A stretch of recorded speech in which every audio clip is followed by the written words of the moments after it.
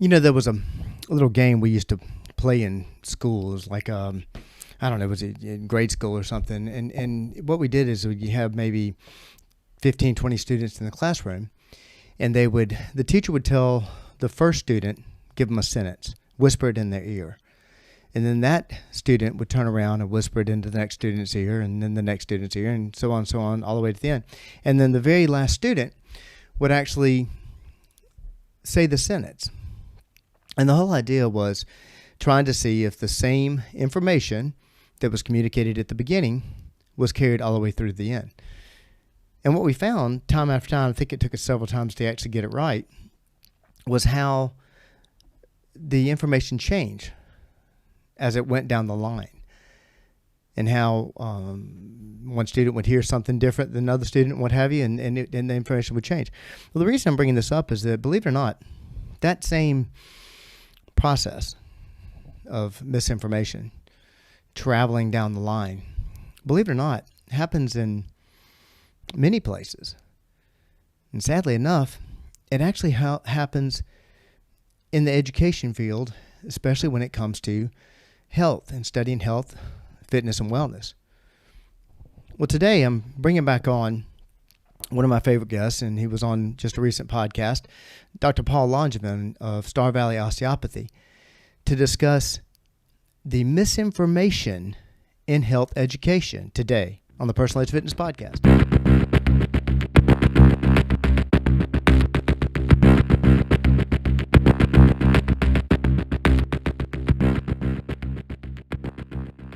Hey, good day, and welcome to the Personal Edge Fitness Podcast. My name is Garrett Williamson. I'm president of Personal Edge Fitness and the host of the Personal Edge Fitness Podcast. Thank you so much for joining me today. I'm here in, of all places, one of my favorite places, Alpine, Wyoming, out in the northern part of the Star Valley area, visiting with my good friend, Dr. Paul Langevin. Paul, welcome back to the show. Thank you very much. Good to be here. Thank you so much. I appreciate you being on the show again. And Dr. Langevin, as I said in the intro, has done a few podcasts with us, and we talked about his practice. He's with Star Valley Osteopathy. I'm getting it right now. Yeah. Star Valley Osteopathy. He is a DO, Doctor of Osteopathic Medicine. And we talked in that last podcast that we did, we talked about dealing with fascia and dealing with actually teaching the body to heal itself, which is what our practice is about. Now, this podcast actually came from the four of us having breakfast. My wife and I, you and Jennifer. Yeah. And by the way way we met, Jennifer, his wife, was a trainer of ours when he was actually studying in Pensacola. Actually, stationed in Pensacola. Would you say? My base was Pensacola, but Jen wanted to go to nursing school. Right. At USA. Okay. And so we lived in Fairhope. Right, I got you. That's it. It was in the Still Navy. One of my favorite places in the world. Yeah, I'm so glad to hear that. Yeah. One of mine too, definitely. But past the Lord, your medical career is amazing, especially with the time you have at the Navy. The brief stint you had as an emergency physician, working in between. I call it in between your military stints, but also was the medical director for the Nimitz and its. Would you call that a fleet? I mean, that's called a carrier strike group. Carrier strike group. So the medical director of that had an incredible facility on the Nimitz, and just amazing. But rushing through that, because I referenced in the introduction the other podcast that we talked about that history. But this came from us having breakfast, and you mentioning that while you were in Pensacola, was part of the requirements you had that you had to get an MPH, a Master's in Public Health. Now this is a degree that I'm actually jealous of that he has. In fact, so much so that I think I'm going to go get a DPH just so I can get one better there. Yeah. But I'm jealous of it because that particular degree is the degree that one of my two heroes, Dr. Kenneth Cooper, has, with the Master's in Public Health. But what came of this is it's not a confrontation, I should say, but an experience you had while you were there and studying and about some of the lack of education. Go through a little bit of that. Well, I think what started it was one of your podcasts on fat. Yes. And so an MPH typically is 2 years. Right. Mine was done through the University of West Florida. Right. And as part of the residency program. And so hopefully what you should do is kind of, because public health is so massive. Right. So are you going to do epidemiology? Are you going to focus? So I wanted my papers to kind of focus on a couple of things that I wanted. One was for the Navy. So I focused on sleep and fatigue in aviation. Right. And that was my ultimate thesis. But then you have all these courses you have to take, all these papers that you write, and you kind of want to focus on stuff. Sure. And so my biggest focus for my personal interests was nutrition and the myths of nutrition. Okay. And Now, just these. Oh, well, that's the way it is. Right. Which should never be. Okay. And now you mentioned, and I appreciate you mentioning that I've forgotten now that's how that conversation started. You referenced a podcast that had aired just a week or so before, and that's where I talked about saturated fat. And this is something I talk about a lot: the lipid hypothesis, what I call the beginning of the alive age, alive food, and the fact that in 2020. The Cardiology Journal of American Cardiology finally came out and said, saturated fat being tied to heart disease, that's not really true. When we've known that for so long. But the data's been there for a couple decades. And that was my MPH. My point exactly. My MPH started in 2014. I graduated from the program in 2016. That's when I got my MPH. And so when I write these papers, and one of them was saturated fat. Right. There's a meta-analysis that looked at all these smaller studies around and said, well, we really can't find any data that suggests saturated fat and heart disease and strokes really are a thing. Wow, isn't that interesting? And I mean, I had that meta-analysis, and I have more citations on pages than my actual write-up. And so I would turn those in, and the professor would be like, okay, well, this is well-cited, well-written. It just doesn't sound right to me. What? just didn't look right. It's sort of like when you're spelling and you check a word in the dictionary and you write it down for somebody, and somebody looks at it and goes, I know, but they just don't look right. Yeah, and it's this. We have these. One thing you try to eliminate in science is bias, and there's so many biases out there. Oh my gosh, yes. And so we have these institutional biases. Well, this institute says this, or this textbook says this. Right. But when a textbook's come out, especially in like physiology or anatomy or something like that, it's already 5, 6, 7 years out. Exactly. It's out of date. Right. And so we get into this group think of fat bad, cholesterol bad. Right. This better. Period. Yeah. And it's like a rut. We just kind of live there. And I remember from your talk, you were and one of the things I did was another paper that I wrote was kind of the history of where we went off the rails. Okay. I love this. So I think it was 1978, Congress passed the Nutrition Act, saying that fat bad, right, sugar good, right. And people don't realize. Well, and so I read actual editorials and opinion statements from nutritional magazines back then. Right. And they were all scratching their head like, where did this come from? I mean, heads of programs, UCLA, Harvard, not Harvard, but Stanford, different programs. And they're like, editorials in these magazines from 1977, 1978, when the debates were going on, like, there's no data. Period. To support this whatsoever. Why are they doing this? Right. But then they got in line really quickly after this passed, because what happens from that? Yes, a bunch of people who know nothing, who were selling furniture one day and now are congressmen the next day, pass this law. That sets up your financial incentives from there, because NIH gives more money for research than any other organization in the world. I'll tell you what, I'm going to interrupt you a second because I want to let everybody know how to get in touch with us, because we're about to get very controversial here if you haven't heard us do this before. And I'll also going to let you know the other agency that does the funding, that picks up the slack that NIH doesn't pick up, and why it went off the rails too. So, but let me tell you real quick, if you're interested in this particular topic, which I hope you are, and especially if you feel strongly the other way, Personally I think it's dangerous, and I'd love to talk to you about that. So reach out to me at area code 251-278-3343. That's 251-278-EDGE. You can also reach me at Garrett, Garrett at personaledgefitness.com. That of course is our website and our Facebook page. Hit me up on X at Team PE if you're so inclined. And Paul, listen, I'm gonna throw you under the bus too. Let them know how to get in touch with you if you're making them upset. So if you're upset with me, you can visit my website. It's www.starvalleyomm. That's Oscar Mike at .com. And in there, you'll have my phone number and contact and email and all that stuff. So you can get upset with me through there, and I'll respond probably. So. Okay. All right. I'm going to see. Actually, we're doing a little check on research here. Okay. Mm-hmm. And this is also this is goes along with the presentation that I do. It's a 4-part podcast early on, and when I was doing my podcast about 4 years ago, and it's something I talk about a lot. My favorite thing to speak on is the live age, which is the ridiculous concept that time passing on a calendar actually causes deterioration. Mm-hmm. Something else you and I agree on. The number 2 is the live food. The ridiculous concept there is such thing as bad food, and that we're not doing these things to ourselves. And it all is it's a history lesson more than anything.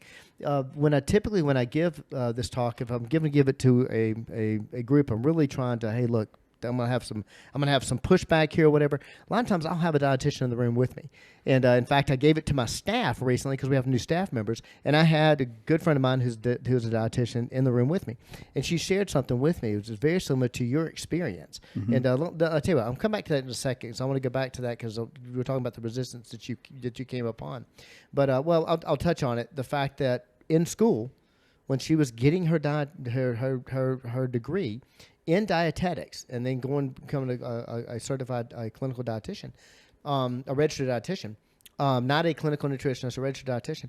She said she ran into that stuck thinking. She said mm-hmm. that they had instructors that this is just the way it is, and you're supposed to believe it. Mm-hmm. And if she or any of the students challenged it, wait a second, there's so much data, as you say, out there. Yeah. And I'm not, no offense, my friend, I'm not the nerd you are. I was able to find the data. You know what I mean? Yeah. That she was getting pushed back from them.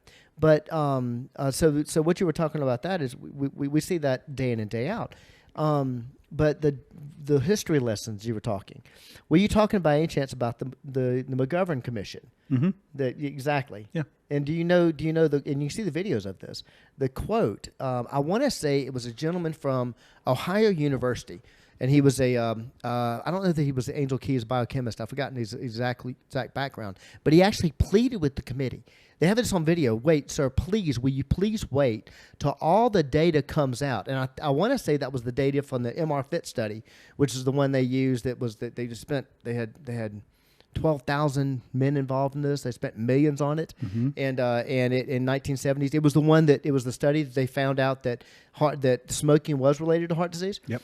He was waiting on that data to come out and said, please wait, because if you don't, you could cause a problem that would have epidemic proportions. Yeah. And McGovern's actual quote to him was, sir, we're senators. We don't have time to wait. Yeah. And this is what you said, mm-hmm. furniture salesmen, now politicians, mm-hmm. that are now pushing that agenda. So, yeah. And so back to your paper, though, you were saying you were citing examples about this and you were getting resistance to it. Yeah, just it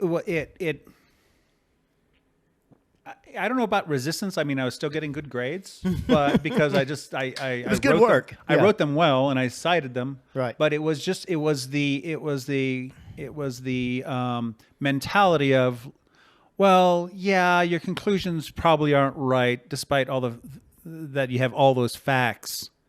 Just because the system doesn't really accept those conclusions. Right. In your studies, did you ever come upon Angel Keys? No. Lipid hypothesis? Well, yeah. I mean, briefly, yeah. Briefly, yeah. And you were talking about a lot of it going back to the 70s when the government got involved. Yeah, but they were basing this stuff off of the 60s and 50s, you know, and they got into the Mediterranean diet. Right. You know, well, we're going to look at these 7 countries. Well, no, you looked at a ton of countries, but you got rid of them because it didn't match your 22 data. countries and threw out 15 of them. Yeah. It's if you're throwing out, science is come up with a hypothesis. Right. test that hypothesis. Did your test, is the methodology good? You want sound methodology. Does the data support your hypothesis? That's it. Right. Now we've been, not now, but we've been in this circular thinking of trying to get your data to fit the hypothesis. Right. Right. And that's been true in a lot of different fields. It's not just nutrition, but that's a whole different controversy. And there's a replication crisis. This is well known. Right. People write a lot of stuff that is supposed to be seminal and this proves this. But then when somebody goes to replicate it, they can't. And that's part of science. Right.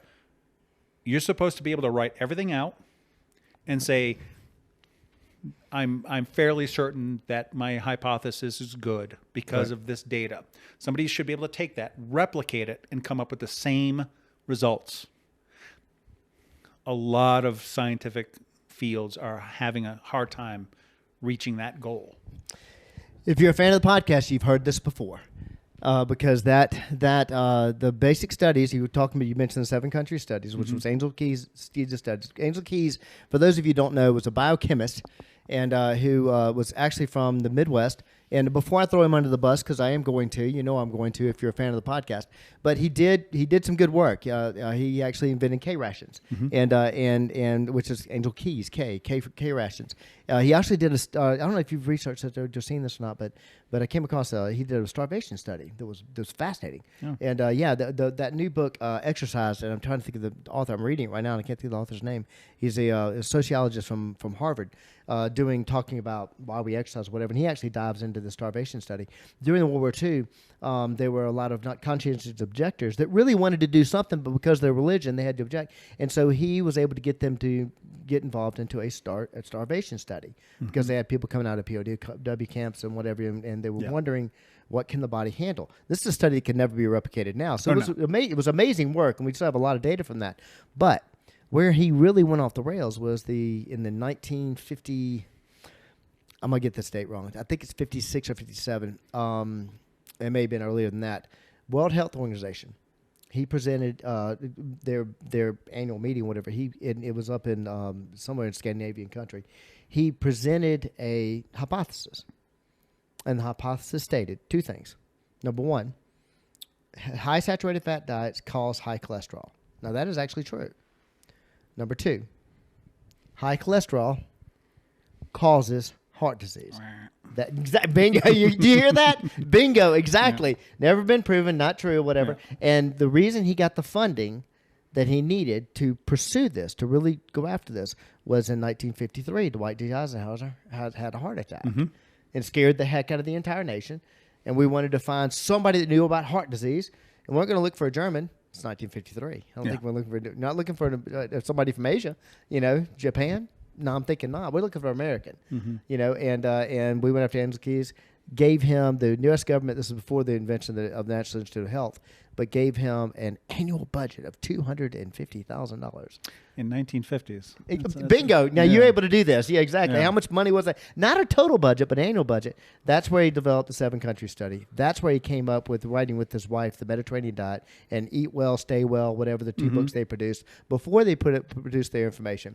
And then that study they've been trying to replicate that all the way into the 2000s and never have, which is why the American Journal of Cardiology finally said, 2020, we should probably state that this isn't true. Yeah. So, which is amazing. But in your practice, as we talked about this in the last podcast, and you're talking about, okay, people coming to you a lot of times because they're hurt. Something's hurt, something bothering them. And you're looking at, we talked about in the last podcast about dealing with fascia and how these connective tissues have so much to do with everything we do. But then you talk about, you're living 30 minutes from Jackson, skiing. You got hiking all around here. These people want to stay active. And that goes to, where do you see like what I call the live food? You run into those problems of that. Or the live age as far as I can keep going. What do you tell your patients? So... like we talked about on the last podcast is I'm going to help you move better. Now it's up to you to maintain that or even get better. Right. And so 1, I want you to be active. 2, I need you drinking a lot of water. Right.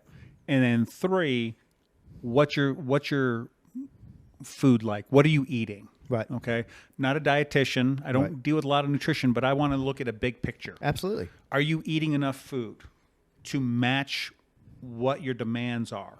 Caloric consideration. Let's put it that way. Are you restricting anything? Right. Because I really don't want people restricting anything. Absolutely. You need enough protein to recover. When you work out, you break down the muscle, but you also you don't really break it down, but you do strengthen the fascia. So we don't know yet, but we believe that fascia follows Wolff's Law. Have you heard of Wolff's Law? Yes. So Wolff, for those people who don't know, was a German surgeon and anatomist. And he postulated that bone gets stronger perpendicular to the force. And so if you want to prevent osteoporosis, you put resistance on the body. Right. Running will put certain resistance on certain parts of your bone, but if you're talking about overall, you lift weights. Right. You do you need to do stuff. And lifting weights, hitting every part of the body. Yes. Yeah. Hitting every part of the body. And we think that fascia probably does the same thing. And so that's part of working out. So you have the concentric aspect of working out. You're going to really tear down that muscle. It's going to build that up. Exactly. You need amino acids, you need fat, and you need sugar for the repair system to happen. These are the building blocks for it, period. Yeah. The eccentric aspect of it helps build the fascia stronger. Oh, wow. Okay. Yeah. So it came out quite a while ago, probably 20 years ago, that doing eccentric exercises for the Achilles tendon helped with Achilles tendon injuries. And we think that it causes something to do with the fascia in there. We don't know. We don't know much about it. We don't have a lot of data on fascia. Right. And a tendon is fascia. Right. Okay. Let me interrupt you just a second. If you notice that Dr. Langevin keeps saying, we think, we don't know, we're not sure, and this goes to the argument I've made, and you and I actually talked about in the last podcast, and that is that the human body is an amazing machine. We still don't know everything about it, and in this particular subject, it's one that we haven't. There's not a whole lot of money in researching it. Kills me because it can make us live longer.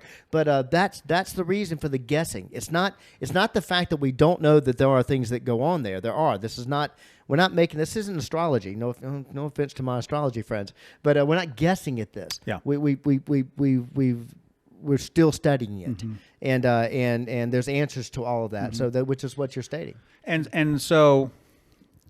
Food is because for the system to work to repair itself, you need the appropriate diet and the appropriate building blocks to repair. Right. So one of the things that really changed for me when I was doing emergency medicine was, we talk about heart attacks, we talk about strokes, but those aren't the number one killers of people. It's frailty. Right. Okay. I saw it day in, day out doing emergency medicine. You have a little old lady, little old man. They fell. Why did they fall? Right. Because they tripped over a little crinkle in the rug or an extension cord, and they didn't have the strength to arrest the fall. They didn't have enough tissue to protect them when they did fall. Bingo. And then for the next 2 years, they're just circling the drain. So most Medicare expenditures 95% of Medicare expenditure is in the last 2 years of a person's life, because they're coming in and out of my ER because they got a pneumonia now, or they have a DVT. 95% of the expenditures are in the last 2 years. Yes. Now that should tell you something about what we're talking about, the live age, about the fact that and where the emphasis is put on research as far as preventing these falls or what have you. So 95, that's amazing. A stronger person will not fall, Period. or if they do, they'll have enough tissue to protect the fragile bones, and Absolutely. they'll also have stronger bones. Right. Nutrition is vital to that. Of course. Because you need to be able to build that tissue up. Yeah. And so that's key. And so I just want to make sure that they're having enough food, a well-rounded diet, and that it is matching their output. Right. Period. Well, this is where I thought it was so dangerous when and why I actually put together the live food and I talk about that so much is that when we started criminalizing, we criminalized red meat, we criminalized dairy, and we criminalized eggs. Yep. All right, right there, look at the protein sources we're stomping on. Mm-hmm. You know, and at the same time, what do we see happen? We saw obesity start going crazy. Mm-hmm. We saw heart disease did not change. In fact, it went up. It went far worse. But we saw Autoimmune issues. Bingo. Osteoporosis Mm-hmm. going up or whatever. Mm-hmm. Why? Because we're deciding to hate these foods, and that's where we're still living with the ramifications of that today. Oh, there's absolute fear. Well, I'm going to have lean chicken. Why? Right. Yeah. Exactly. That's great. Don't get me wrong. Love it. Yeah, that's fine. But yeah. Are you a bodybuilder? Right. Are you going for a competition? Yeah. Exactly. Have some fat. Yeah. Absolutely. Absolutely. Have some cholesterol. How important that is. Right. True. How many people to this day, and if you're listening to this, I'm sure you're not foreign to what I'm about to say, and that how many people to this day calculate how much red meat they've had in a week. I like to have that steak. Well, wait a second though. That was 3 days ago. I had a steak. I can't have red meat again. That drives me nuts, and that all stems from that lie and from that diversion.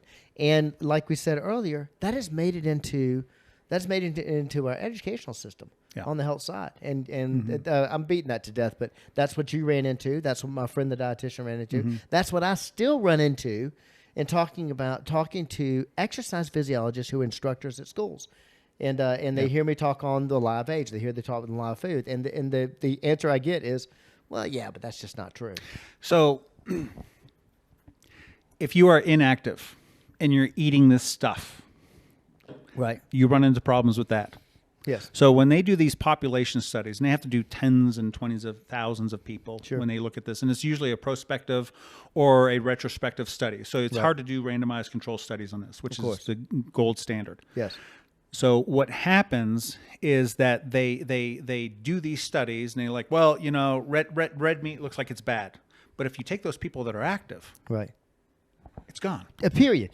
I ran into a physician recently who's gotten big into this clean cooking and what have you. And don't get me wrong, that sounds great, but I actually was in a setting where they were doing a panel, and I actually asked them a question. I said, when are we going to pay attention to amounts? Because they were talking about obesity, and they had not touched on. They talked about all kinds of food. They hadn't said one word about amounts, not one word. Yeah. And obesity, forget about BMI. It's a worthless, made-up number. Yeah. And, the obesity, textbook definition of obesity, a male who has 26% body fat or more, a female has 30% body fat or more. I don't care if you run a 5-minute mile. If you've got those numbers or whatever, you're obese. Mm-hmm. They didn't say a word about amounts. That's an amount. They didn't say one word about amounts of food. And he actually cited a study to me. I went and looked it up. He cited a study to me. Well, that study they did where they had people do 2,000 calories of bad food and 2,000 calories of good food, and the people with 2,000 calories of bad food gain weight. And I said, well, what was their activity level? Yeah. You know what the answer was? I don't know. Yeah. You kidding me? You didn't look at, Yeah. So this car with this gas gets great gas mileage. This other car with this other gas didn't need any gas mileage. Did you happen to measure how far the cars drove? No. Yeah. That makes a lot of sense. And you see this a lot, and it doesn't only happen in medicine and health and nutrition studies, but people read abstracts. Right. I'll read the abstract and say, okay, that's interesting. I don't care about their little intro, right? Because it's a lot of fluff. What's the methodology? A period. Exactly. How did you come about that? One, and a lot of this stuff is just sniff tests. Well, that's not even an approved standard to measure that. Yeah, yeah. So why would you use that? And you crumple up that study and you throw it away. Any study that comes up and talks about obesity and what we used to measure that was BMI. Okay. Yeah, yeah. It's a lot of studies out there are just trash and garbage. Right.